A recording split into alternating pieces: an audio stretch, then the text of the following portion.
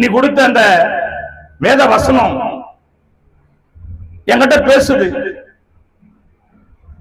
ஒரே ஒரு முறை அந்த வசனத்துல இருக்கிற நம்பருக்கு போன் பண்ணு. இல்ல சாவர நேரத்துல சாவுன்னு முடிவு எடுத்துட்டு செத்துன்னு போ, ஒரே முறை போன் பண்ணிட்டு செத்துருன்னு சொல்லிட்டு உணர்வையா என் காதல யாரோ வந்து சொல்ற மாதிரியே இருக்குது. என்னால இதை கைத்த மாட்டிட்டேன். ஆனா வந்து பாத்தீங்கன்னா எனக்கு அந்த நம்பருக்கு போன் பண்ணிட்டு செத்து போலான்னு நான் கைத்த மாட்டின்தான் அவனுக்கு போன் பண்றேன். எப்படி இருக்குன்னு சொல்லுவாங்க ஊழியக்காரன்ல. அது என் தாயா, என் தகப்பனா, என் சகோதரியா, என் சொந்தமா, என் பந்தமா, என் ரத்தமா? ஊழியக்காரன் இல்லையா? எல்லாரும் ஒரே மாதிரி தானே நேசிக்கணும். ஆனா ஆசீர்வாதத்தை வாங்கி எத்தனை பேர் துரோகம் செய்யறது உண்டு. பரவாயில்ல, கர்த்தருக்கு ஸ்தோத்திரம். ஆண்டவருக்கு நடக்காத துரோகமா எனக்கு நடக்க போகுது.